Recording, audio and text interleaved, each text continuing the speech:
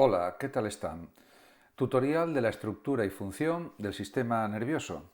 Se puede decir que el sistema nervioso es el resultado de la evolución.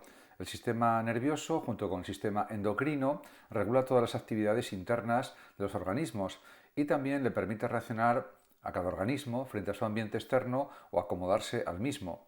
En ese sentido, los seres humanos y los animales pueden dar las respuestas más adecuadas o ajustadas para su supervivencia y reproducción. Además, el sistema nervioso capta los estímulos del ambiente, tanto los estímulos externos como los estímulos internos del organismo, y los transforma en una señal nerviosa que se transmite a través de los nervios al cerebro. Allí todas las señales se integran y se transmite la información a los órganos efectores, que son el corazón, los pulmones, las glándulas o los músculos, por ejemplo. En cuanto a las neuronas y sus mensajes, es evidente que el sistema nervioso está constituido por dos tipos de células, las neuronas y las células gliales. Por ejemplo, en el caso de Einstein, cuando se estudió su cerebro después de muerto Einstein, se comprobó que la peculiaridad principal probablemente de su cerebro era que tenía más cantidad de células gliales por centímetro cúbico o centímetro cuadrado. En ese sentido, las neuronas, que tenemos unas 100.000 millones de neuronas en nuestro cerebro aproximadamente, son las células fundamentales del sistema nervioso y representan la unidad anatómica y funcional del mismo. Y están además especializadas en procesar la información. Cuentan con una membrana externa que permite la conducción de impulsos nerviosos y la comunicación entre ellas mediante conexiones llamadas sinapsis. En cuanto a la composición de las neuronas, pues podemos decir que la función receptora de la neurona se debe a las dendritas y la función emisora al axón. El cuerpo celular o soma contiene el núcleo, el almacén de información genética y los organismos que sintetizan ácido ribonucleico, ARN y proteínas. Por otra parte, el cuerpo celular da origen a dos tipos de prolongaciones celulares, el axón y las dendritas. En cuanto al axón, es una prolongación de la neurona que conduce el impulso nervioso desde el soma hasta otra neurona, hacia hacia el efector. Las dendritas, dendro en griego significa árbol, son como ramificaciones del cuerpo celular, se dividen como las ramas de un árbol y actúan como receptores de las señales procedentes de otras neuronas.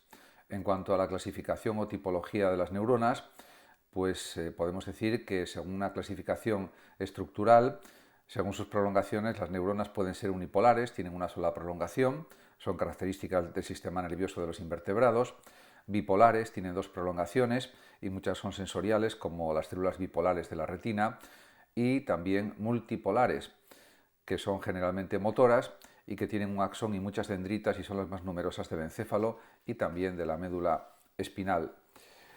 También se puede realizar una clasificación funcional de las neuronas según la dirección en la que transmiten sus impulsos nerviosos o los impulsos nerviosos, y podemos distinguir neuronas sensoriales o aferentes hacia adentro, son sensibles a los diversos estímulos, por ejemplo, cambio de temperatura, cambio de luz, impresiones táctiles diferentes, etc. Envían información desde los tejidos y los órganos sensoriales del cuerpo hacia el interior de la médula espinal y del cerebro, que procesa dicha información. Además, existen las denominadas neuronas motoras o eferentes hacia afuera, transmiten la información desde la médula espinal y al cerebro también, y desde el cerebro hasta los músculos y las glándulas. Y por último están las interneuronas, que recogen los impulsos neuronales sensitivos o sensoriales y los transmiten a las neuronas motoras, cuya función consiste en activar los músculos implicados en los movimientos. Respecto a las células gliales, rodean y mantienen a las neuronas, son más numerosas que las neuronas incluso, y constituyen la mitad de la masa total del cerebro, nada menos. Las células gliales, microglia, astrocitos, oligodendrocitos y células de Schwann, tienen varias funciones vitales. Se encargan de proteger al cerebro frente a virus y bacterias, realizan funciones de sostén y reparación de tejidos y producen mielina, la capa aislante que recubre los axones y hace que las señales nerviosas vayan más rápidamente. La desmielinización de los axones retrasa la transmisión de las señales nerviosas y por tanto se altera la percepción sensorial y la coordinación motora, enfermedad que padecen las personas, por ejemplo, que padecen esclerosis múltiple. En cuanto al impulso nervioso, se puede decir que la función principal de las neuronas es generar y difundir los impulsos nerviosos, que son impulsos electroquímicos. El sistema nervioso es un sistema electroquímico de comunicación que nos permite pensar, sentir y actuar. Y la actividad eléctrica del cerebro se corresponde con el impulso nervioso y la actividad química cerebral se produce por las sinapsis o por las sinapsis de las neuronas. La neurona además está capacitada para recoger variaciones en su medio externo, estímulos, y comunicarlos a otras neuronas. La excitabilidad y la conductibilidad son las propiedades fundamentales de las neuronas. En este sentido, se puede decir que los impulsos nerviosos, las señales que utiliza el cerebro para recibir, analizar y transmitir la información, son similares en las diferentes áreas del sistema nervioso y se inician por múltiples sucesos físicos que acontecen en nuestro entorno e inciden en nuestro organismo, contactos mecánicos, ondas de presión, aromas, luces, etc. El impulso nervioso o potencial de acción, que se dice, es una onda eléctrica que avanza por la superficie de la membrana de la neurona y sus prolongaciones, como si la neurona fuera una diminuta pila capaz de generar electricidad. Además, el impulso nervioso se produce por las variaciones en la distribución de iones, partículas con carga eléctrica dentro y fuera de la neurona. La información transmitida por un potencial de acción se determina no por la forma de la señal, sino por cómo viaja a través del cerebro.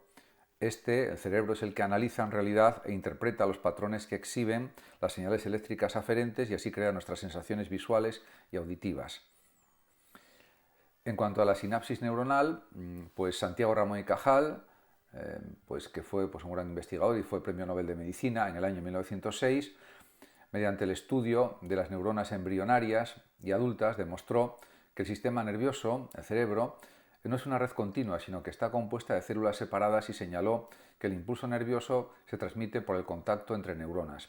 Sus investigaciones influyeron en Sherrington, quien descubrió la sinapsis, la unión entre las neuronas.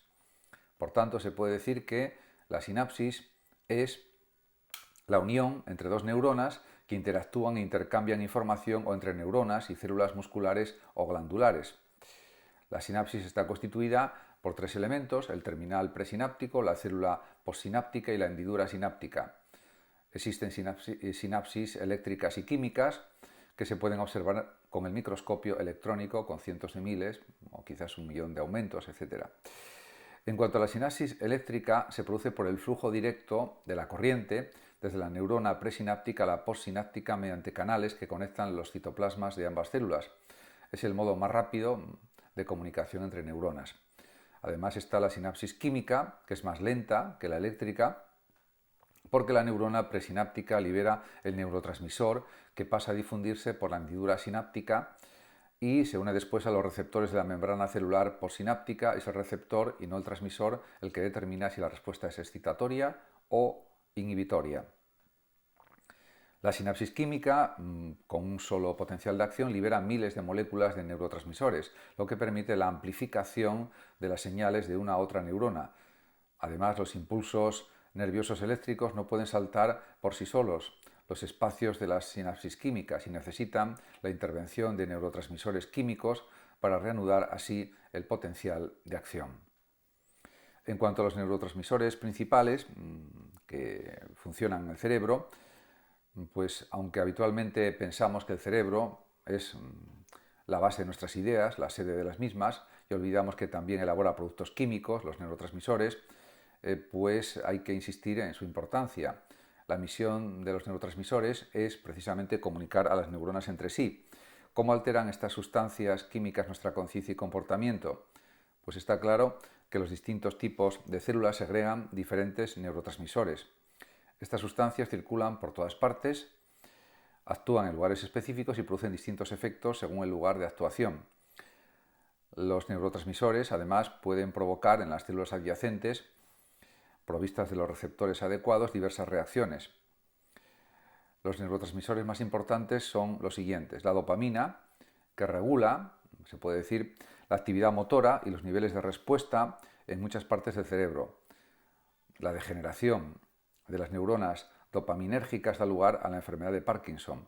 Se cree que niveles demasiado altos de dopamina influyen también en la esquizofrenia, trastorno que produce alucinaciones, ilusiones y deterioro de los procesos lógicos del pensamiento. La serotonina es otro neurotransmisor fundamental que interviene en la regulación de los estados de ánimo, en el control de la ingesta, en el sueño y en la regulación del dolor. Se la considera el agente químico del bienestar y su actividad es potenciada por el fármaco Prozac, fluoxetina, que alivia los síntomas de la depresión. Además, también se puede señalar la importancia de otro neurotransmisor como es la noradrenalina.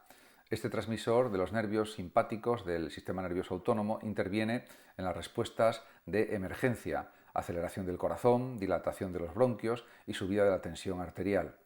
Y pues también está otro neurotransmisor que es la acetilcolina, que actúa como mensajero en todas las uniones entre la neurona motora y el músculo. Podemos decir que este agente químico regula las áreas del cerebro relacionadas con la atención, la memoria y el aprendizaje. Las personas con Alzheimer tienen bajos niveles de acetilcolina en la corteza cerebral y los fármacos que aumentan su acción mejoran la memoria de estos pacientes. En cuanto a las encefalinas y endorfinas, son opiáceos endógenos, opiáceo significa semejante a opio, producidos por el propio cerebro y que regulan el dolor y la tensión nerviosa y aportan una sensación de calma y de bienestar. A principios del siglo XX se sintetizó el opio, fármaco que reduce el dolor sin perder la conciencia, y la morfina, que se usa con frecuencia en los hospitales. El cuerpo humano también segrega unas sustancias parecidas al opio que reducen el dolor. Estas sustancias tienen enorme interés en la investigación médica por la información que nos suministran sobre problemas como el dolor y la adicción a las drogas. En cuanto a los receptores y efectores en el cerebro, hay que decir varias cosas. El cerebro se puede decir que coordina a todos los sistemas corporales. Para comprender cómo el ser humano actúa en su ambiente, además de conocer su fisiología, hay que tener en cuenta a los receptores, órganos de los sentidos, y los efectores o mecanismos de reacción. Los órganos de los sentidos se puede afirmar que codifican las señales que les llegan según el tipo de energía que reciben. Por ejemplo, electromagnética en el caso de la vista y el oído, química en el caso del gusto y el olfato, y electroquímica y mecánica en el caso del tacto. Los receptores son las células nerviosas especializadas que nos permiten conectar con el ambiente y conocer los cambios que ocurren en nuestro cuerpo. Son las estructuras que transforman o convierten, podríamos decir, los distintos tipos de energía física, luz, sonido, presión, etcétera, en impulsos nerviosos. En cuanto a la división del sistema nervioso, pues hay que decir que está formado por diversas estructuras relacionales que controlan todos los órganos del cuerpo y todas las actividades humanas, tanto las voluntarias como las que se desarrollan de forma automática y nos permiten relacionarnos con el mundo exterior. Nuestros pensamientos, sentimientos, emociones y acciones dependen del buen funcionamiento del sistema nervioso. Existe, por ejemplo, el denominado sistema nervioso central en el cerebro, y el sistema nervioso central controla el funcionamiento del cuerpo y está compuesto por el encéfalo, o sea, el cerebro, que está formado por el cerebro, el cerebelo y el bulbo raquídeo y la médula espinal también, que es la vía de conexión, la vía de conexión entre el encéfalo y el resto del cuerpo. El sistema nervioso central trata la información que recibe del exterior y ordena las respuestas del organismo, desde los reflejos más simples hasta las respuestas motoras más complejas. También es definible el sistema nervioso periférico, que se compone de los ganglios y los nervios que contienen haces de fibras parecidos a pequeños cables de teléfono y se extienden por todo el cuerpo. Por otra parte, el sistema nervioso periférico se divide en sistema somático, sistema autónomo, que se ven interrelacionados y cooperan entre sí. Además, también pues hay distintas áreas del sistema nervioso central. Está por una parte el telencéfalo, que son los hemisferios cerebrales, y que está compuesto de la corteza cerebral, que rodea los hemisferios cerebrales de forma similar a la corteza de un árbol, los ganglios basales, el sistema límbico, el hipocampo, que está implicado en el almacenamiento de la información sensorial y también de la memoria, y en general de la memoria sobre todo, la amígdala, que coordina las respuestas autónomas y endocrinas con los estados emocionales. Por otra parte está el diencéfalo, que está compuesto por dos estructuras, el tálamo y el hipotálamo, El tálamo procesa y distribuye casi toda la información sensorial y motora que accede al córtex cerebral. En cambio, el hipotálamo regula el sistema nervioso autónomo y el sistema endocrino y organiza conductas relacionadas con la supervivencia de la especie, lucha, ingesta y apareamiento. El cerebro medio o mesencéfalo es el componente más pequeño del tronco cerebral y está compuesto por, por un sistema que controla los movimientos oculares, la coordinación de los reflejos visuales y auditivos y controla los músculos esqueléticos. El cerebelo o metencéfalo es el órgano que tiene como función pues, regular la fuerza y disposición del movimiento y el aprendizaje de habilidades motoras, y es un órgano, el metencéfalo cerebelo, que regula pues, los movimientos musculares, en definitiva, y que posee muchos pliegues y circunvoluciones. En cuanto a los hemisferios cerebrales, pues hay que decir que el cerebro se divide en dos hemisferios cerebrales conectados por una banda gruesa de fibras nerviosas llamada cuerpo calloso. Ambos hemisferios controlan los lados opuestos del cuerpo. Por ejemplo, el campo visual izquierdo se proyecta en el hemisferio derecho y si la persona sufre una apoplejía que daña el hemisferio derecho, se paraliza o pierde sensibilidad de la parte izquierda del cuerpo. Los hemisferios parecen simétricos a simple vista, se podría decir, pero son anatómicamente diferentes y desempeñan distintas funciones cognitivas. El hemisferio izquierdo es el racional, trabaja de forma lógica, en él se localiza el lenguaje y controla la parte derecha del cuerpo. El hemisferio derecho es más emocional, está relacionado con la percepción del tiempo, la ejecución artística y musical y controla la parte izquierda del cuerpo. Por otra parte, también en una vista lateral de los hemisferios cerebrales podemos observar tres fisuras: la cisura longitudinal, que separa los dos hemisferios, la cisura de Silvio lateral y la cisura de Rolando central. Estas fisuras o surcos dividen cada hemisferio en 4 lóbulos denominados lóbulo frontal, parietal, temporal y occipital. El lóbulo frontal está asociado con las funciones mentales superiores: pensar, planificar, decidir, controla las acciones del cuerpo y posibilita la apreciación consciente de las emociones. El lóbulo temporal se encuentra en la parte inferior, cerca de los oídos, recibe sonidos e impulsos olfativos y controla el habla y la memoria. El lóbulo parietal se encuentra en la sección superior y está asociado a las sensaciones corporales, el tacto, la temperatura, la presión y otras sensaciones somáticas. Y por último, el lóbulo occipital, sería la nuca, se halla en la parte posterior y es la zona de procesamiento visual de la corteza. En cuanto al cerebro triuno, se puede decir que, según Paul MacLean, pues en nuestro cerebro realmente hay 3 cerebros. El cerebro humano ha evolucionado de tal forma que ha creado 3 capas cerebrales en distintas etapas evolutivas, como estratos arqueológicos de una vieja ciudad. Según el orden de aparición, en la historia evolutiva, estos cerebros son cerebro reptiliano, cerebro límbico y neocórtex, o cerebro cognitivo. En cuanto al cerebro reptiliano o visceral, es la parte más primitiva, se puede decir, el cerebro, y está ubicado en la médula espinal y el cerebro medio. Actúa por instinto, no piensa o siente, sus conductas son inconscientes y automáticas, no tiene capacidad de aprendizaje, responde al esquema estímulo-respuesta y asegura las necesidades primarias del individuo como dormir, comer y defender el territorio. El cerebro límbico, al que podemos denominar emocional, está formado por la amígdala, el hipocampo, el tálamo, el hipotálamo y la hipófisis. Es el centro de las emociones, de los sentimientos y rige la vida afectiva o emocional del individuo, los sentimientos sexuales, también los lazos sociales, las creencias y valores. Tiene capacidad de memoria a largo plazo, lo cual le permite registrar y procesar información dentro de una concepción de experiencia y aprendizaje. Y por último está el cerebro cognitivo o neocórtex. Es el cerebro humano más evolucionado y está dividido en 2 hemisferios, izquierdo y derecho. Es el que nos permite pensar, imaginar, recordar, imaginar, analizar y comportarnos como seres civilizados.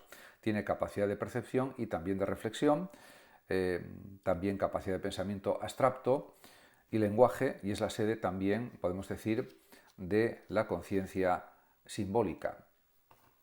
Como se puede observar, diríamos, todo lo relacionado con el cerebro pues supone pensar en muchas características que tiene el cerebro. En realidad es el órgano más complejo del ser humano, más que el corazón, que al final pues es un músculo muy importante porque sin él no podemos vivir tan bien, pero podemos decir que El cerebro es el órgano más importante junto con el corazón del ser humano, aunque por supuesto hay otros que son esenciales para la vida, como el hígado, los riñones, los pulmones, etc.